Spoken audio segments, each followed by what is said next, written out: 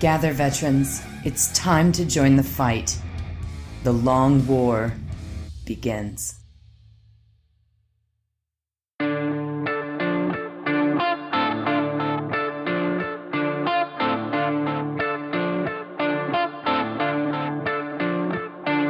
I am running solo, like a Tyson Bolo, as Public Enemy would say. Bonus dias federatus, and a happy Lupercalia to everybody. If you are a young woman or a pregnant woman, you may want to make your way down to the forum or down to the base of the Palatine Hill so that the Luperci can flog you with hides of goat and dog. That is actually the origins of Valentine's Day. So there's also that. Whole Hallmark holiday, and that's why I'm running alone tonight. You know, Juice and Penny and Rob are all entertaining their women tonight on Valentine's Day. And Tits McGee has the night off, so it's just me. Another interesting little Valentine's Day factoid before we get going is there's a plant called the Silphium, and it's now extinct, unfortunately. But the seed pod of this plant was shaped like the traditional little heart, you know, that we see on Valentine's Day, all the heart candies and everything like that. And the Romans used to use it for birth control. So that's where that comes from. A happy woman means a happy man. And I'm not going to delve into, like, you know, woman is the transforming medium within the formation of the androgyne and all this Joseph Campbell stuff, but it's important. And you might ask yourself, well, Mike, why are you broadcasting and not with your woman? Well, I do what I want. No, that's not true. She just came back from business travel and she's exhausted. So she is going to bed.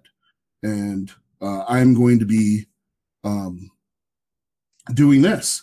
So we're going to go over the show structure real quick. I'm going to do some news, some tabletop marketplace as usual.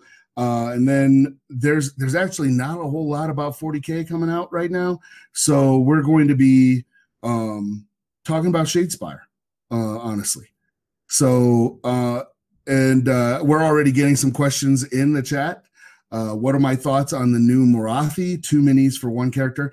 I honestly have not seen that, so I'm sorry about that. I can't comment on that. So there were a couple things that happened in the news that I feel like we need to talk about. First and foremost, we had some stuff come out where Adepticon put out a thing in their packet where they said, hey, you know, if you don't have the actual Forge World model or whatever, you can't not only can you not use it, but they're not even accepting conversions.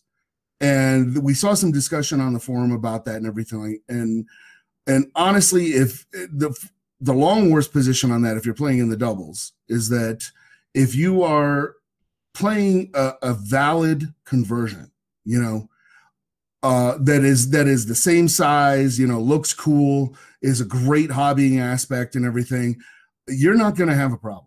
We don't care about that and everything.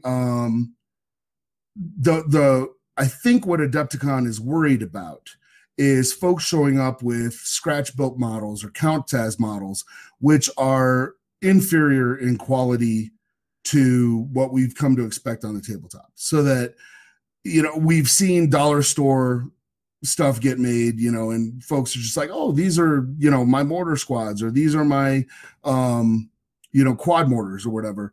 And it's dollar store stuff. I've seen a guy, in fact, I played against him. He used a He-Man, like a, what do you call it? The skull mountain thing. My brain just went right out the window.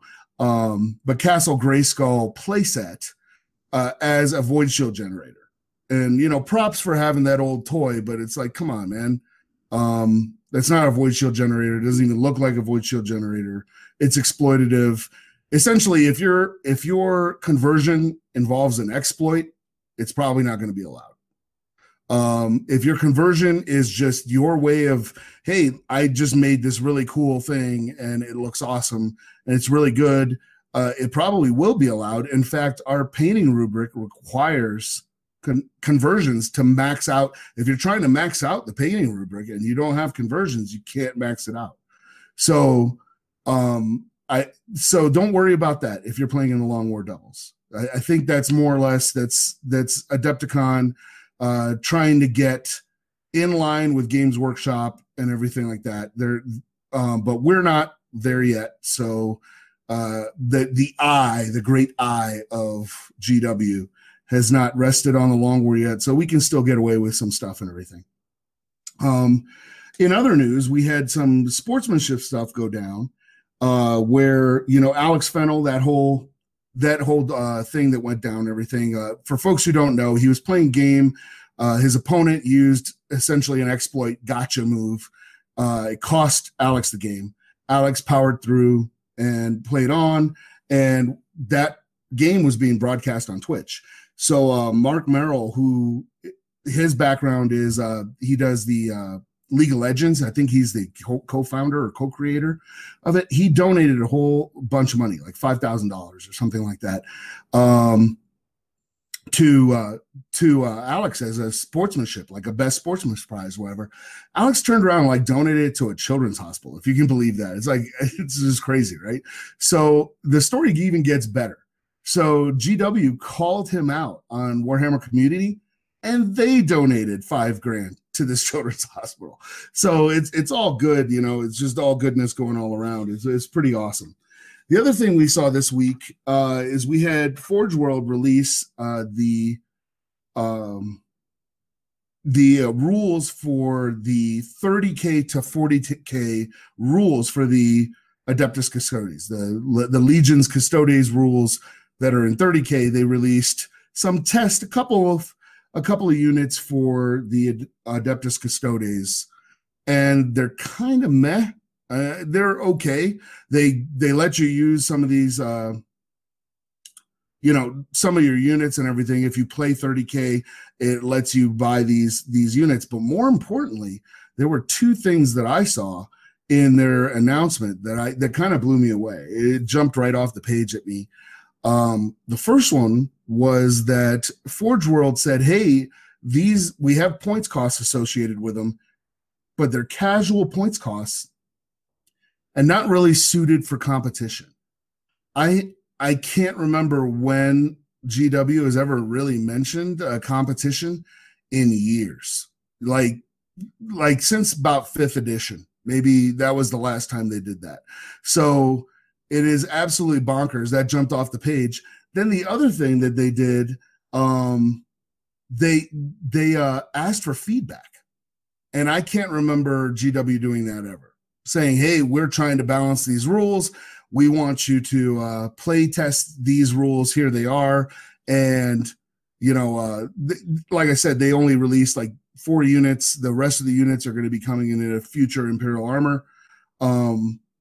And they were telling folks, hey, play test this and send us your information. And they had an email address and everything at Forge World and they wanted to know how many games you played and what was broken about that unit, et cetera, or if they thought it was overcosted or whatnot. And that really stood out to me. They also came out with an FAQ for the Adeptus Custodes.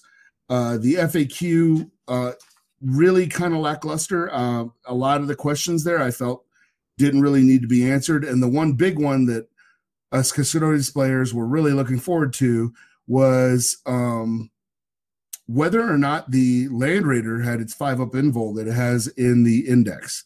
And the answer is, sadly, that question is not addressed. So as it stands right now, no, it does not have its invul save. So that kind of, in my mind, meant that my Land Raider, and I'm working on a conversion right now, but my Land Raider is probably not going to see the tabletop for Custodes. It's just too much of a bullet magnet, and it's too expensive. You can get a lot better stuff for for the same price. And I'm looking at some of the questions in the chat right now, and Seb is asking if he knows that the Long War dice and bag will be available for us to buy separately. I believe that we're going to have some of that stuff at Adepticon. We're going to have that and some of the old Long War mugs as well. And there's some crazy stuff going down. We're going to have a kind of a live action at the con sort of scavenger hunt / drinking game going on. So you'll have to like check in at our booth and then go on an adventure. So it could be kind of time. It could be a lot of fun. The reason I said time is I was reading what Spencer wrote, and he said over under on the amount of time till we see that Imperial armor. Probably a lot. I'm just gonna guess, but you don't know. I mean, they've been cranking stuff out. Plus, we don't know that they're not going to release the experimental rules for everything else before that. They just released these first 4 as kind of an experiment, just to see what was going on and get some feedback. So that's actually pretty cool.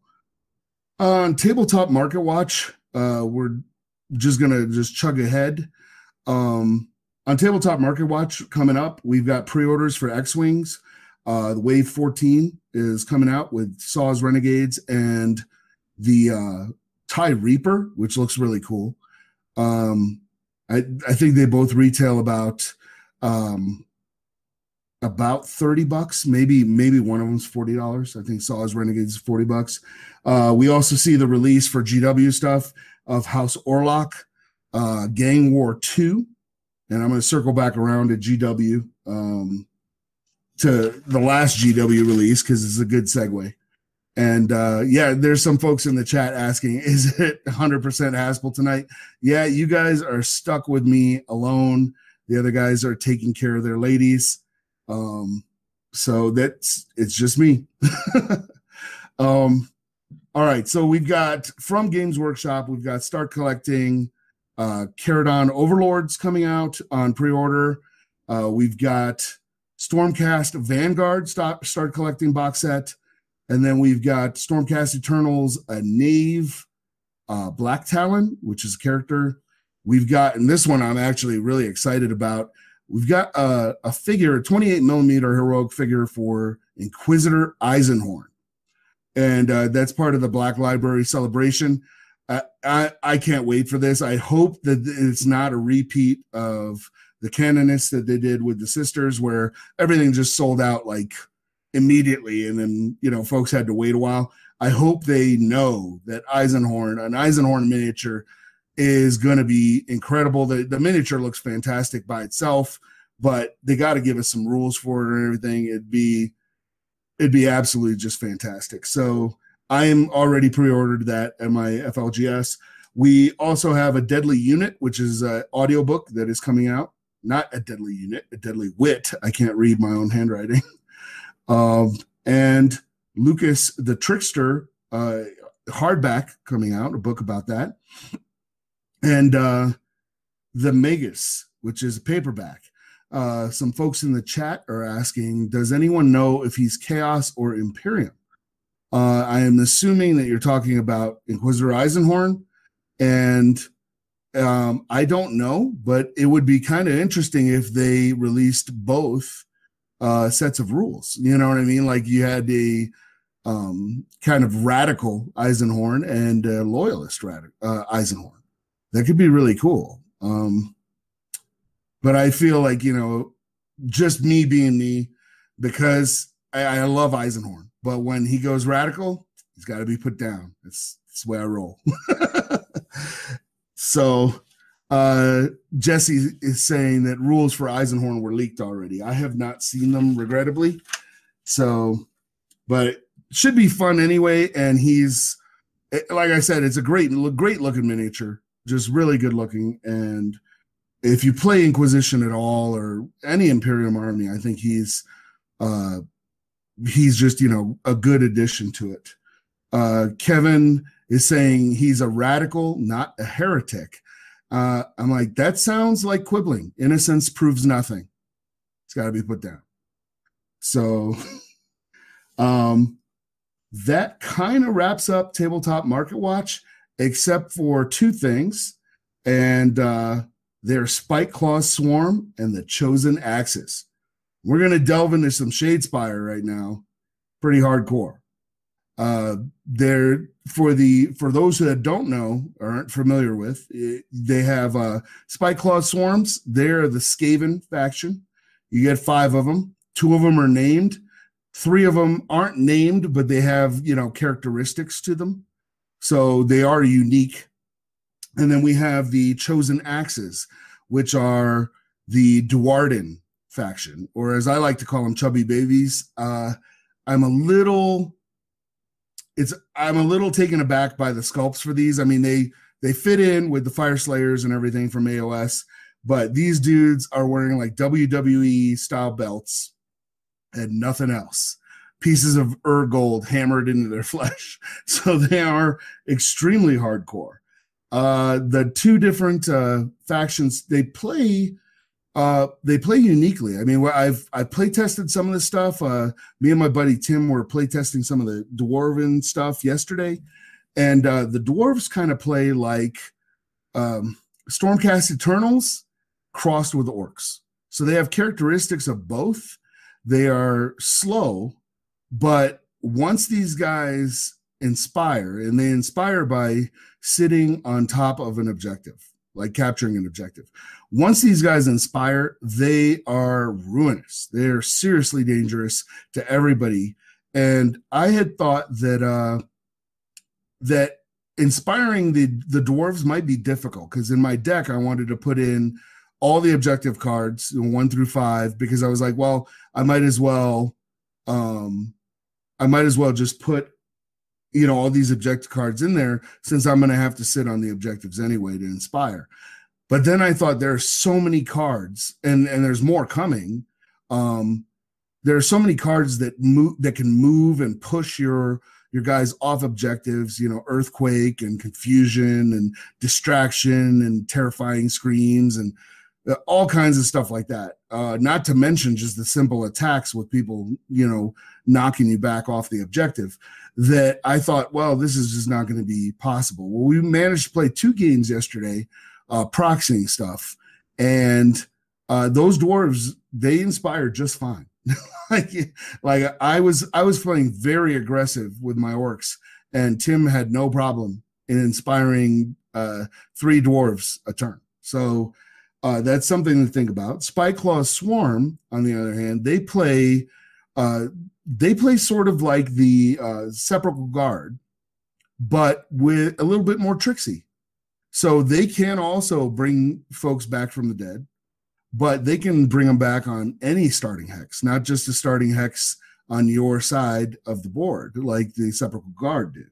So the Skaven are going to be, as it suits their warband, they're going to be the tricksy ones. The Chosen Axes, I don't know how folks are going to play them, but I think they're going to be really aggro.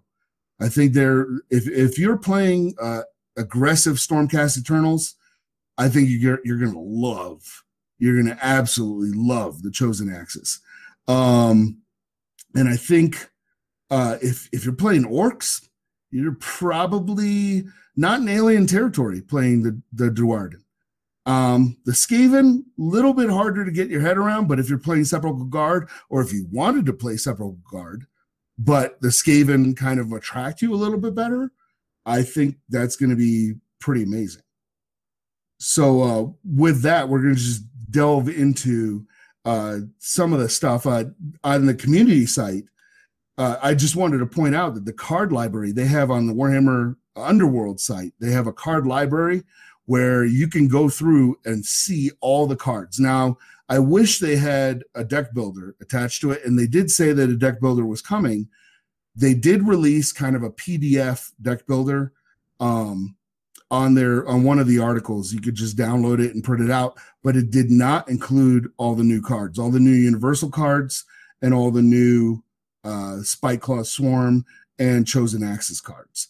So one of the things I should point out is the entire meta, if they just released the Universal cards by themselves, it would change the entire game, which is extremely exciting because we just had a Grand Clash at LVO.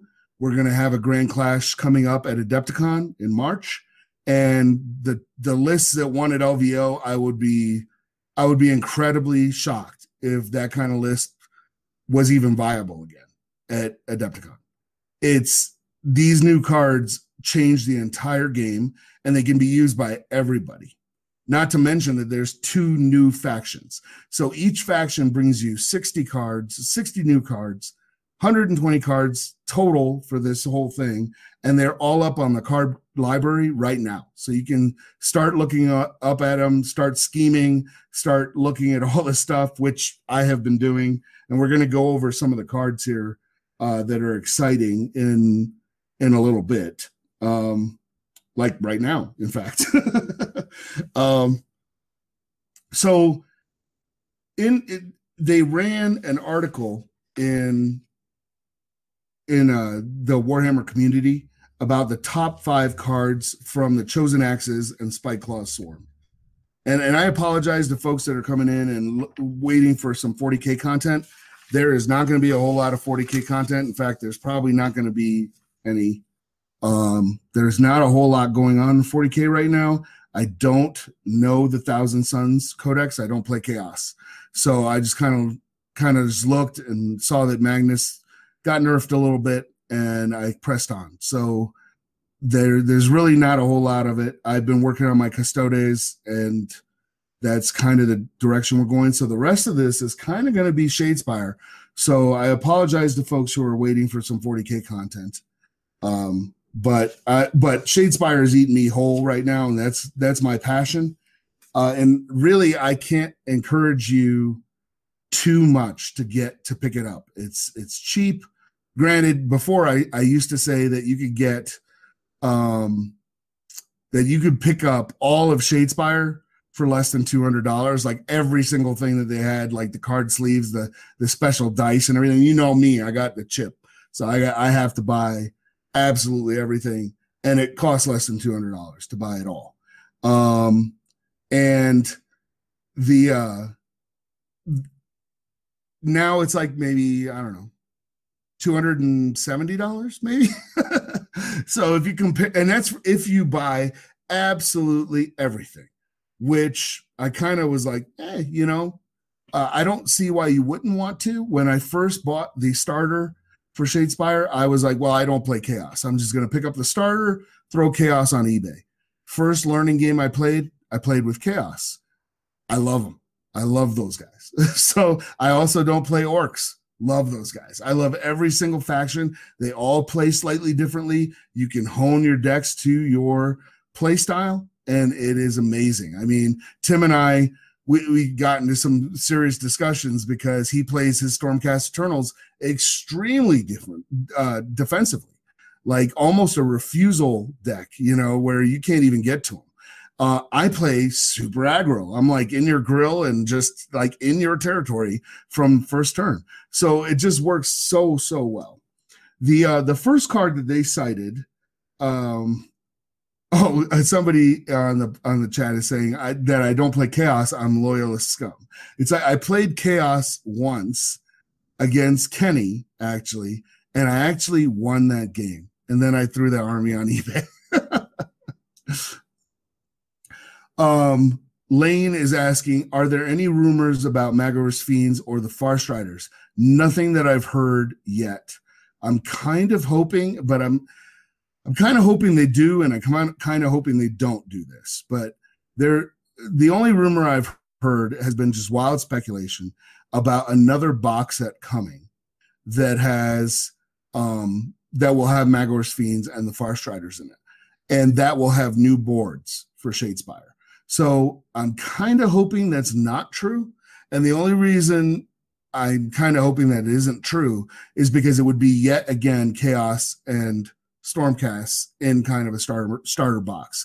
Granted, different kind of Chaos, different kind of Stormcast, but still, I would love to get new boards. We know new boards are coming because of some of the wording in the rule book where it says you can pick any board from your collection. I feel like they mean more than 2 if they say something like that. So we're hoping that more boards are coming. I'm kind of hoping that they sell them separately. I'm kind of hoping that the Magor's Fiends and Farstriders also come out separately, like a regular, like just regular expansions instead of a box set. But we'll run through their top 5 cards, and then I'll run through the top universal cards that I see as game changing. That'll just be awesome. So they have the first one that they have is Rebound, and it's you play this during an enemy attack that would succeed, and you roll a defense die, and on a roll of a dodge or crit, the attacker suffers the damage rather than the target. That's actually a really, really cool card. It's right now I'm a little bit against this card because it is situational and you do have to roll dice for it. So right now, anybody, I know Jesse can testify because we were playing against one another. My dice have been the coldest ever. So I am shying away in my new builds from any card that requires, that requires one of these things. And because it uses a dodge instead of hammers, or instead of a shield, I feel like it's less than 50%. I think it's only a third of a chance of this thing working. So I don't know that I would include it in my deck, but it is a really, really cool card. They have another card called Curious Inversion, and that takes all your hammer characteristics, becomes sword characteristics, and vice versa. So, and it also changes your defense characteristics from dodge to shield. So if you have a guy with cleave, but you're up against, Skaven or Chaos or the Sepulchral Guard that really don't care about cleave, you could play this card, change their stuff to shields. Now they can't use shields. Somebody's saying, am I ready, as a little tangent, am I ready for Black Panther? Boom. I'm rolling back so folks can see my sweet Black Panther t-shirt. It is really awesome, and I'm really, really looking forward to that. The other couple cards that they have, I'm going to talk about on my own here. And one of the big ones that I think is amazing is, and this is going to be a mandatory one for people to put in their decks.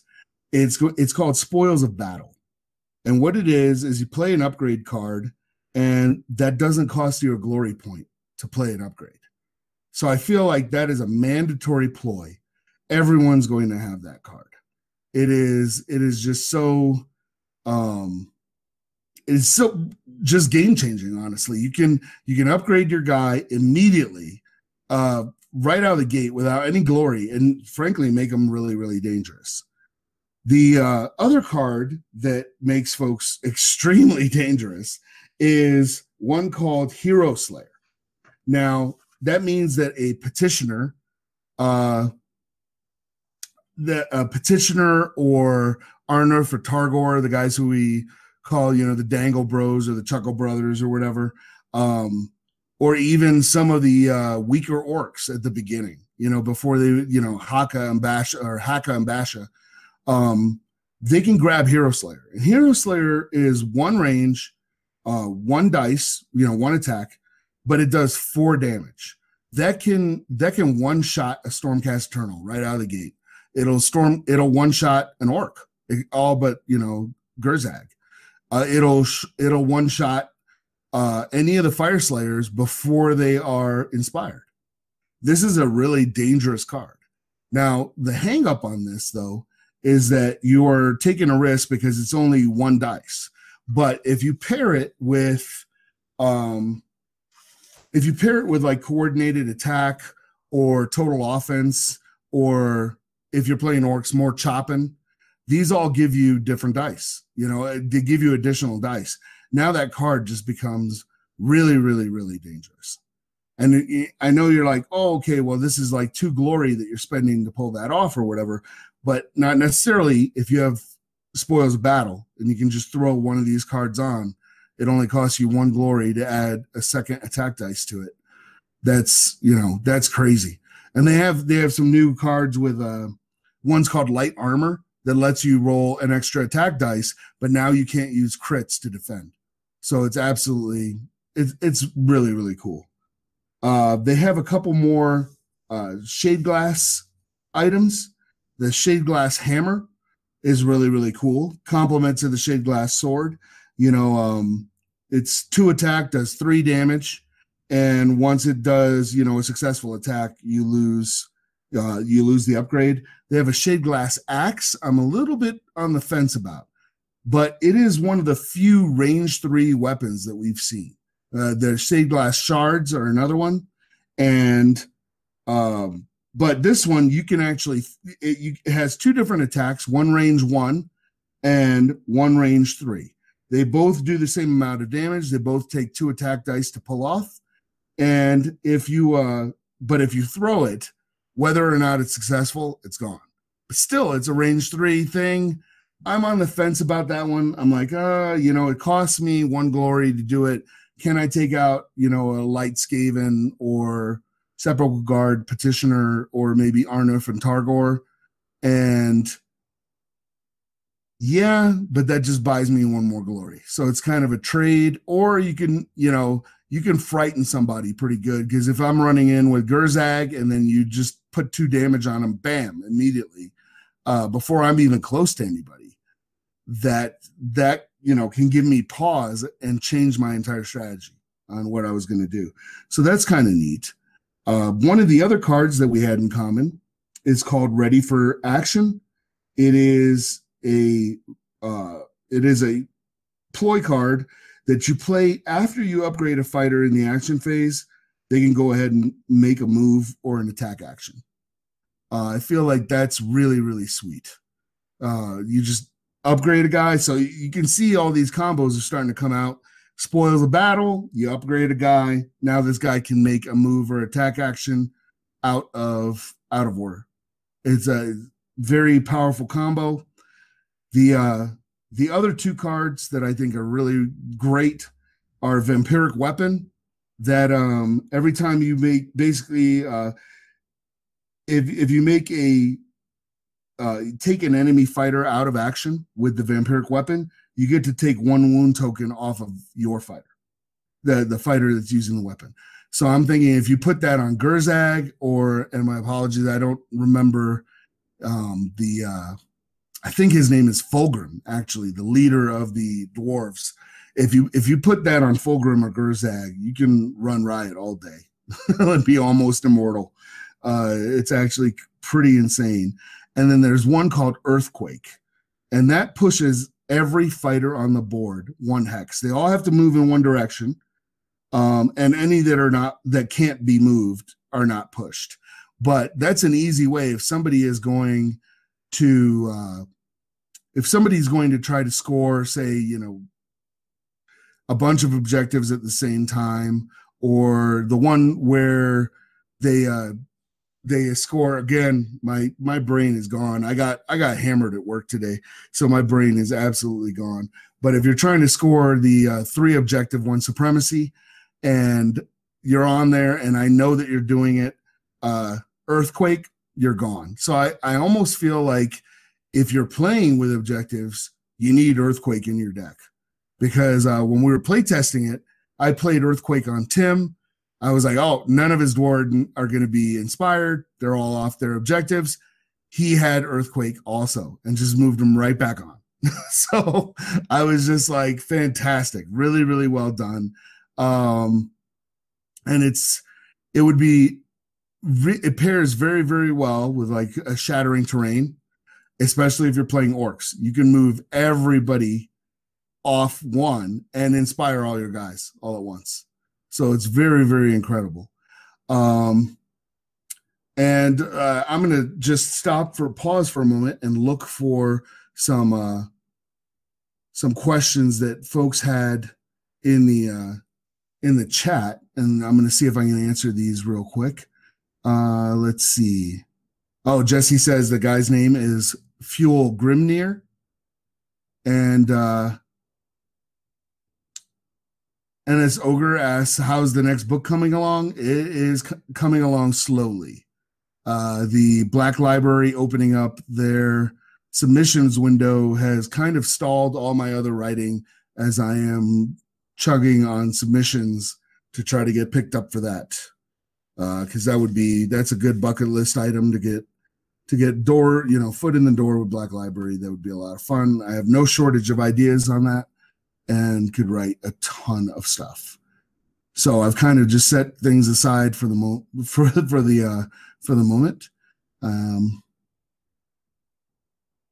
And let's see, Alex is asking, for the Long War doubles, how do you know when you play what missions? I'm a little bit confused about that, but I think they're numbered. If they're not numbered in the final package, that is an oversight on our part. But the order, I believe, should be the floor is lava, somebody set us the bomb, and the last one, which was choose wisely. So I believe that is the order that they go in. And if I'm wrong, I apologize. And if we forgot to number it, I am sorry. Let's see. Some folks are asking good books to read after reading the Eisenhorn series. Oh, that's a good one. Fulgrim is excellent. Flight of the Eisenstein is excellent. These are kind of standalone within the Horus Heresy. 1,000 Suns pairs really, really well with Prospero Burns. Vengeful Spirit is pretty good. A lot of people really, really like that. If you play Custodes, you have to read Master of Mankind. That is essentially, the Custodes play a huge role in that. And speaking of Black Library books and stuff, now I'm not going to go into the spoilers, but there is a short story, an audio drama that they put out over the Christmas, over the they were doing that whole Advent thing where they were putting out, short stories and audio dramas like every day. They put out one about the Sigillite, about Malkador, and he is like brought to an old nun. I don't remember her exact title, but a nun's like deathbed, and she's going to question him about some stuff. And she asks some questions about the Imperium that are really, really cool. Now Evan turned me on to that story, and there is a bombshell in that story. I think it's only 22 minutes long, so seek it out. There is a huge bombshell in that story, and I'm not going to talk about it because it's a massive spoiler, but it is really, really cool. Essentially, she asks, a question, and the Sigillite goes, "Hey, clear the room," and it essentially kicks everyone else out of the room so that he can answer her question before she dies. And we're kind of a fly on the wall listening to his answer. And it is supremely, supremely cool. To jump back into Shadespire real quick, I have only got a couple more of these. We've got Awakened Weapon, which is really neat. It is a upgrade card, and it says you can reroll 1 attack dice each time this fighter makes an attack action. So for 1 glory, you can turn people into essentially an inspired Gurzag if you have the right weapon combination. So, I can't. Some folks in the chat are asking, what was the question she asked? I honestly cannot answer that without getting into spoiler territory. And I can't take a moment right now, unfortunately, to find out what the name of the story was, but it was something. It's Malkador the Sigillite. It has something to do with him. There's some stuff in there, like he says some crazy stuff. Like one of the things that's a minor, like tiny spoiler, because he doesn't really answer that. He says something along the lines like everyone thinks that Sigillite is a title, and it's not. He says something like that. And I was like, bro, the Raggy? Like, what are you saying? It's actually really, really cool. So there's a ton of stuff like that in there. And I apologize, but I will try to throw the name of the story of the audio drama on Facebook in our Long War thread. once this ends, because I can't really just hop out and go find it right now. Let's see, what was one of the other cards that I wanted to cover? Oh yeah, Last Chance. Last Chance is a ploy card, and it works kind of like Soul Trap or Unkillable on Gurzag, only it uses the opposite symbols. So instead of rolling like a shield or a crit, this essentially, it says if the result would not normally be a success for this fighter, ignore the damage from that attack action. So you get to use the, assist and the double assist symbols and everything. So I think that's really neat that they're starting to use. Oh, and somebody in the chat has come through. They're saying the name of the story is Malkador, First Lord of the Imperium. And I feel like that is right. But it is only about 22 minutes long. It is just a short audio drama. Very well done. Go peep it out, because it's actually really cool. And let's see. Yeah, that's Will of the Way came through with that. and he was going to post the description, and he's like, it's too long for YouTube chat. So he was not able to do that. All right. I think that about covers it. I do want to talk a little bit about this weekend. We have, a pretty huge nerd movie coming out, Black Panther. I would recommend that if you want to go see Black Panther, support it this weekend, because the studios too often don't care about anything after opening weekend, which is kind of sad. So I would say, this is a pivotal thing. We have not seen a fantasy film with majority black cast. I don't think ever. Maybe The Wiz was the last time that happened. So if you want to support this, it's going to be badass.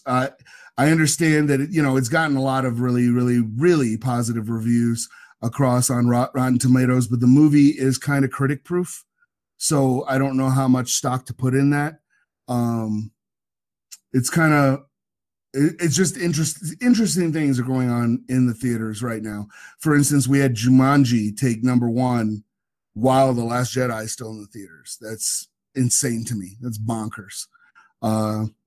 So they're, the system, the whole studio system and everything, I think they're ready for a shakeup. Oh, the Wharf Board is asking me to clarify what I meant by critic proof, or critique proof. It's critic proof because if you're an official critic and this movie comes out and you say it stinks, there are not a whole lot of black critics working. So if you say it stinks and you're not a black guy or woman, it's too easy for people to accuse you of having some kind of racial agenda. And we saw a similar thing happen before with the Ghostbusters remake, where if you didn't like the movie, you were immediately a misogynist. It didn't matter if the movie was good or bad. If you said anything negative about it, you were a misogynist. And that's what I mean by like critique proof or critic proof, is that right now you're not going to hear anybody official say anything bad about this. And that's why it's running at a 97% Rotten Tomato score. Now, I'm hoping it is that good, because lately, I have to say the tentpole movies have just been really disappointing. They haven't been that great. So I'm really hoping that Marvel, Disney does what they do and just knocks it out of the park again. And I'm excited. I actually have a different Black Panther shirt I'm going to be wearing to the premiere. I'm hoping to catch it on Friday. All the Thursday shows were already sold out by the time that I was like, oh, I'll just, bebop in IMAX. And it was like, no, you're not gonna see that. So it was just kind of like, okay, and then Jason in the chat is asking, can I give any recommendations for a 1K Custodes list for a doubles tournament? Ooh, that is rough, because they are so expensive, and you don't want to lose out on a lot of stuff. For my money, obviously, you guys know I love bikes, and I have to say it that way. But at 1K, there's not a whole lot you can do. I would take the Shield Captain on a bike for certain, with a relic if you can roll that. If if your Warlord's going to be that guy, and Jason's saying he has 9 bikes. Yeah, but you got to fill in the troops, and you can take I guess a patrol detachment. That would give you the 1 HQ,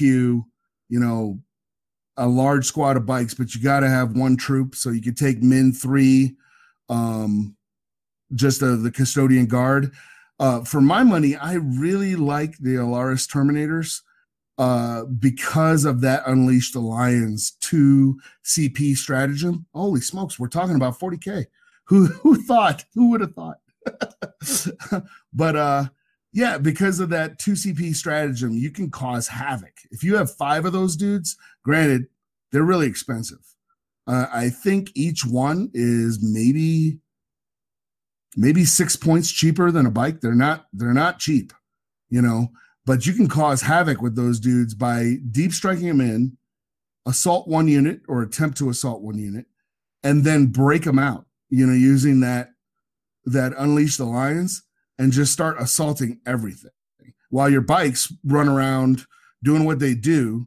But the biggest problem is if you're playing like an objective game, and this is why I think the Unleash the Lions thing is clutch, is if you're playing an objective game, one guard squad of Custodes is not going to help you. You can hold 1 objective with those guys. But because of the Custodes, rule where they say, hey, any Custodes infantry or bikes has that kind of, objective secured rule, that when you break apart those Alaris Terminators, 1 dude can hold that objective. Granted, unless the other guy has objective secured too, and then you're kind of host. But that's the weakness I see in that. And so for a doubles tourney, I don't know what your partner is playing, but hopefully it's something like guard, or your teammate is playing AdMech with anti-tank and infantry. Well, that could work.